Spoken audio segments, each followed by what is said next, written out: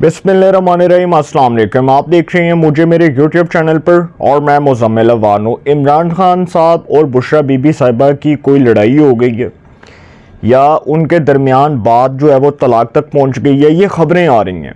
और ये पाकिस्तान के एक सहाफ़ी हैं जो मैं खैर उनको अब कुछ कहना नहीं चाहता था सर, क्योंकि देखें कुछ ऐसे लोग भी हैं जो सहाफ़त का लिबादा ओढ़े किसी पार्टी की तर्जुमानी कर रहे हैं। तो असद खरल साहब जो बोल न्यूज़ के ऊपर एक प्रोग्राम करते हैं और असद खरल साहब जो हैं उनको जर्नलिज़म के अंदर इसलिए आप समझ लें कि अच्छा नहीं समझा जाता क्योंकि सर उन्होंने जिस तरह से कुछ गलत प्रोपेगेंडा, कोई फेक प्रोपेगेंडा किया साबका इस्टेब्लिशमेंट की क़यादत के ख़िलाफ़, मौजूदा इस्टेब्लिशमेंट की क़यादत के ख़िलाफ़, और जिस तरह से उनको फिर साइडलाइन किया गया और ये सारी चीज़ें जो हैं वो ऑन द रिकॉर्ड है। तो असद खरल साहब जो हैं इमरान खान साहब के बड़े करीबी और पीटीआई वर्कर के तौर पर उन्होंने काम किया और उनको एक बार मार भी पड़ी थी कि जिस तरह वो इदारों के ख़िलाफ़ बोलते थे, हर्जा सराई करते थे। तो बहुत गलत बात है वैसे, इसको जिस तरह भी आप समझ लें कि इसकी जितनी भी मजम्मत की जाए, जितना भी कंडेम किया जाए कम है। तो असद खरल साहब ने जी एक ख़बर दी है ट्विटर अकाउंट के ऊपर, उन्होंने अपने ट्विटर अकाउंट के ऊपर ये पोस्ट की है खबर कि इमरान खान साहब जो हैं वो और बुशरा बीबी की मुंह मारी हुई है और जब गुफ्तगू बंद हुई तो बात हाथापाई तक जा पहुंची। मियाँ बीवी में शदीद नाराज़गी हो गई है। इमरान खान ने अपनी बहन रुबीना को बुलाया और बुशरा बीबी ने कहा कि मैंने शादी इसलिए नहीं की कि मैं नैब के चक्कर लगाऊं, अगर मेरे नैब के चक्कर ही लगवाने हैं तो फिर मेरे हाथ खड़े हैं, फिर मैं जाके गवाही दे देती हूँ। उन्होंने कहा कि जी बुशरा बीबी ने कहा कि मैंने शादी इसलिए नहीं की कि मैं नैब के चक्कर लगाऊं, मुझे अगर पूछा तो मैं साफ गवाही दूंगी आपके ख़िलाफ़, इमरान खान साहब को कहा। क्योंकि सर वो जो लड़ाई हुई है उस लड़ाई के मुताबिक इमरान खान और बुशरा बीबी के हालात इतने गंभीर हो गए हैं कि बात हाथापाई तक जा पहुंची है, मुँह मारी हुई है, गालम गलोच हुई है, तकरार हुई है, ये कहा जा रहा है असद खरल साहब की जानिब से। फिर असद खरल साहब ने ये भी कहा, उन्होंने आगे ये भी कहा कि जी एतमाद का फुकदान है, लड़ाई बहुत ज़्यादा है। मैं दूसरी खबर आपको देने जा रहा हूँ, मैं दूसरी खबर आपको पिंकी पीरनी से मुतल्लिक दूंगा, लेकिन पहले मैं आपको ये खबर जो है वो कंप्लीट करके बता दूं। इमरान खान और बुशरा बीबी जो हैं वो जी एक दूसरे के ख़िलाफ़ बोल पड़े हैं और ये इस तरह हो रहा है, ये फ़लाँ हो रहा है। ये असद खरल की खबर है। असद खरल जो अब तक इमरान खान साहब से मुलाकातें करते रहे, बनी गाला में जाकर इमरान खान साहब को वो स्टोरियाँ, ये जो फेक स्क्रिप्ट था ना, ये सारा, ये कुछ सहाफ़ियों के भी नाम आए जिसमें जनरल बाजवा ने बताया शाहिद मैतला को इंटरव्यू देते हुए, और वो इस बात का तस्करा कर रहे थे कि वो सहाफ़ी जो इमरान खान साहब के लिए काम करते थे वो दरअसल सहाफ़ी नहीं थे, वो कुछ और थे। वो कुछ और से मुराद, अब मैं वो लफ्ज़ नहीं इस्तेमाल करना चाहता क्योंकि सर जर्नलिज़म की जो एथिक्स हैं उसके वो ख़िलाफ़ हैं और इसलिए मैं वो अल्फाज से अवॉइड करता हूँ। अब ये जो चीज़ें हैं ना, जिस तरह असद खरल साहब ने बताई, असद खरल कहते हैं कि जी बुशरा बीबी कहती है कि मैं अपनी वालदा से मिलना चाहती थी तो इमरान खान ने मुझे कहा कि तुम घर से अकेली ना निकलो, तुम्हें अच्छा नहीं लगेगा, और मुझे अच्छा नहीं लगेगा, तुम घर से क्यों अकेली जाती हो, तुम बापर्दा खातून हो, तुम पर्दा करती हो, तो तुम्हारा घर से जाना अलाउ नहीं है, तुमने जाना है तो तुम मेरे साथ जाओ, तुम्हें मैंने अकेले नहीं जाने देना। तो जिस बात पर जी तकरार होती है और कहा जाता है कि जी आप मुझे आज़ाद नहीं घूमने देना चाह रहे, आप मुझे आज़ाद नहीं करना चाहते, मैं आपसे आज़ादी चाहती हूँ, मतलब इस किस्म की खबरें। देखिए मैं असद खरल साहब जो हैं उनकी इन खबरों की तस्दीक नहीं कर रहा, मैं इससे इख्तलाफ कर रहा हूँ कि इमरान खान और बुशरा बीबी, इन दोनों का जो आपस में रिश्ता है वो मियाँ बीवी का है। मेरा काम बिल्कुल भी ये नहीं है कि मैं गलत खबरें, डिसइंफॉर्मेशन फैलाऊं अपने व्यूज़ के लिए, चंद टके की रेटिंग्स के लिए, चंद टके के सब्सक्राइबर्स के लिए गलत किस्म की खबरें फैलाऊं और कहूँ कि जी ये जो खबर है ना ये 100% हक़ाइक़ के ऊपर मबनी है। देखें असद खरल साहब ने जो खबर दी है, हो सकता है कि कोई लड़ाई हो सकता है कि कोई खलफलिश हो, कोई ज़ाती रंजिश हो सकता है कोई मामलात इस तरफ आ गए हों कि कोई मुँहमारी होगी हो, कोई तकरार होगी हो, लेकिन सर इतनी भी बात नहीं है कि बात तलाक तक पहुंच गई है, बात हाथापाई तक पहुंच गई। और मैं हैरान हूँ वैसे कि क्या वो इतनी बेवकूफ़ हैं बुशरा बीबी कि वो इतनी समझदार खातून हैं, उसको लोग वो वो जो उस्मान बुज़दार था वो उसके दम दरूद से वज़ीर आला पंजाब बना, उसके फैज़ से उसको वज़ारत आला पंजाब नसीब हुई।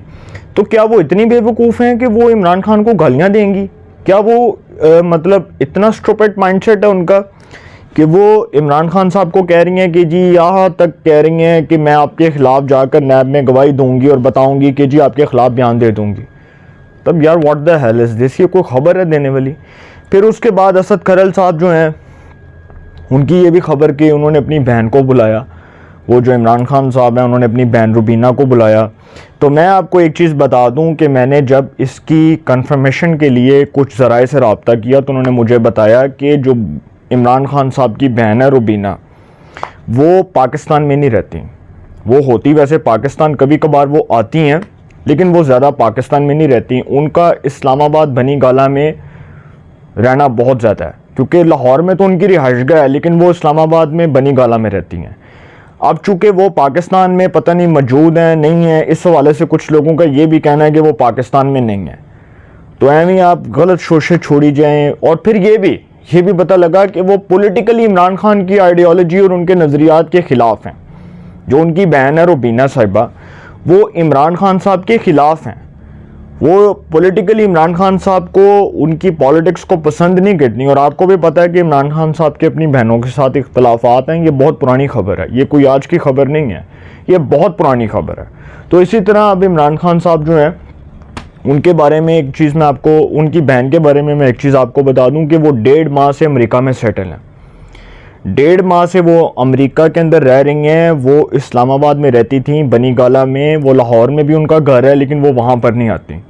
अब चूँकि ये खबर जिसने अफवाह के तौर पर फैलाई है, सर मैं उसको तो कुछ कह नहीं सकता असद खरल साहब को, कि असद खरल साहब ने इतनी वो जो है वो झूठी और डिसइंफॉर्मेशन और वो फेक प्रोपेगेंडा के तौर पर वो खबर फैलाई, स्प्रेड की, ट्विटर के ऊपर आई, और फिर चंद टके के व्यूज़ के लिए, रेटिंग्स के लिए आप ये खबरें देते हैं। यार मतलब शर्म आनी चाहिए लोगों को। तो मैं किसी की ज़ाती ज़िंदगी के ऊपर कभी भी पर्सनल कमेंट नहीं करता, ना मैं पर्सनल अटैक करता हूँ, मेरी आदत नहीं है। हाँ ठीक है, मुझे इमरान खान से 2000 बंदों से, 3000 बंदों से, उसकी पार्टी के लोगों से, किसी से भी इख्तलाफ हो सकता है, मुझे मौजूदा हुकूमत से इख्तलाफ हो सकता है, लेकिन मैं किसी के ऊपर ज़ाती हमले नहीं करूँगा।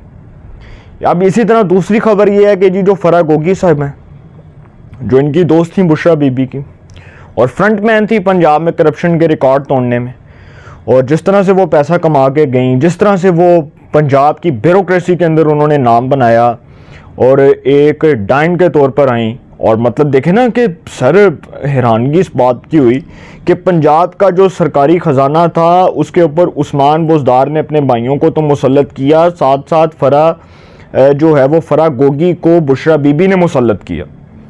और फिर उसके बाद वो जो जुल्फ़ी बुखारी था, वो जिस तरह से वो करप्शन करके गया, बड़ा वो सादिक और अमीन बना फिरता है, बड़ी वो आयतों के साथ ट्वीट्स करता है अपने ट्विटर अकाउंट के ऊपर, लेकिन जितनी उसने लूट मार की हुई थी, जितनी उसने उदम मचाई हुई थी, इतनी तो किसी ने भी नहीं मचाई थी। तो इसी तरह ये जो फराह गोगी है, ये जी अब वादा माफ गवाह बनने जा रही है इमरान खान के खिलाफ। ये खबर है, ये खबर है। फराह गोगी के बारे में मुझे ये पता चला कि वो वैसे तो वो बाहर के मुल्क में बैठी हुई है, बाहर के मुल्क में रह रही है, और उसको क्या ज़रूरत है वादा माफ गवाह बनने की। मैंने किसी से ये पूछा तो भाई अगले ने क्या, भाई पैसे मुक गए ने, और जड़ा पैसा कमाया सी वो बाहर दे मुल्क, जड़ा पैसा जमा पूंजी सी वो सारी मुक गई है। तो अब फिक्र लाहक हो गई है कि यार पाकिस्तान में जो हमारे अकाउंट्स हैं वो फ्रीज हो रहे हैं।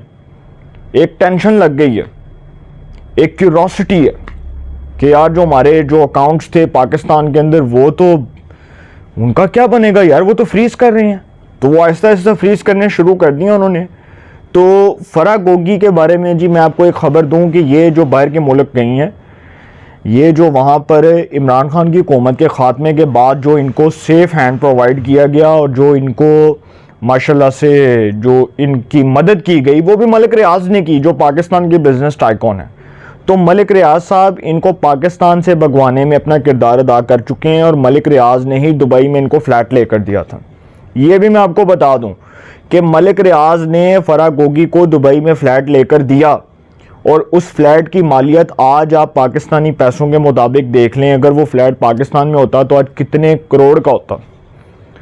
सर वो जो दुबई के अंदर जिस फ्लैट की मालियत है ना, उसका आप नेटवर्थ निकाल के देख लीजिएगा कितनी मालियत का वो फ्लैट होगा।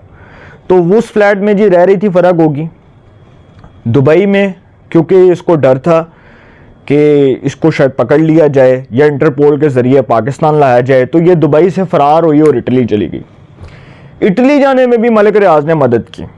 मलिक रियाज साहब जो है ना, जिस दिन इमरान खान साहब को सज़ा होगी उस दिन मलिक रियाज की कहानियाँ खुलनी हैं, और मलिक रियाज की कहानियाँ बंद नहीं होनी। ये केस भी खुलना है मलिक रियाज का कि जो उसके बेटे ने अरसलान इफ्तिखार ने इफ्तिखार चौधरी के साथ जो डीलिंग की हुई थी, जो मुआहदे हुए थे, जो मुकमुका था, वो सारा सर खुलना है।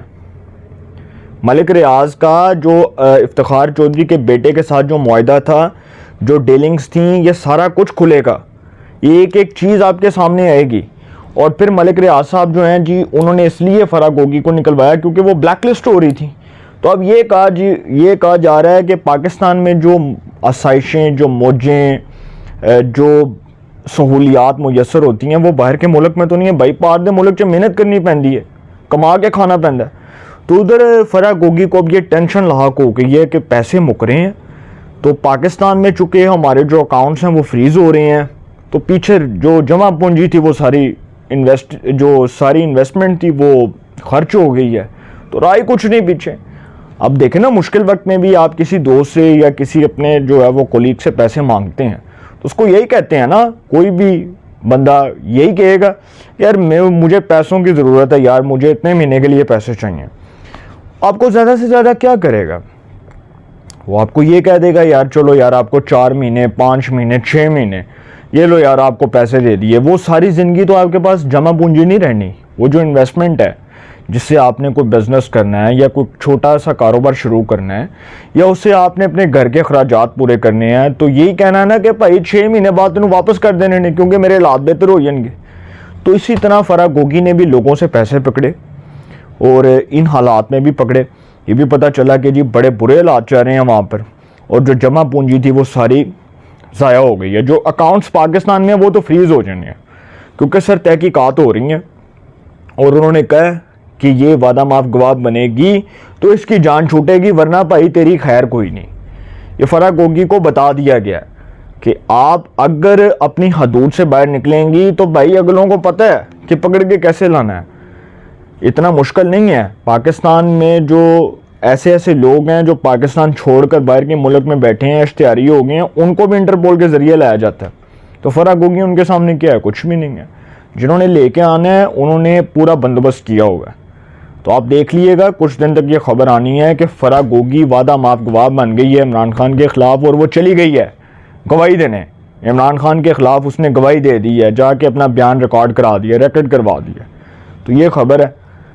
बाकी असद खरल साहब को अल्लाह ताला तौफीक दे सच बोलने की। मैं सिर्फ उनकी सहाफ़त पर इतना ही कहूँगा कि अल्लाह ताला उनको हदायत अता फ़रमाए, और अगर वो झूठी खबरें फैलाकर फेक रेटिंग्स के लिए, फेक व्यूज़ के लिए, चंद टके के सब्सक्राइबर्स और व्यूज़ के लिए वो इस तरह की रेटिंग्स हासिल करें, तो सर फिर अल्लाह ताला ऐसी सहाफ़त से बचाए।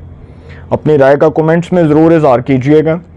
इंशाल्लाह एक नए सेगमेंट के साथ पे मुलाकात होगी। अपना बहुत ख्याल रखिएगा। अल्लाह निगहबान।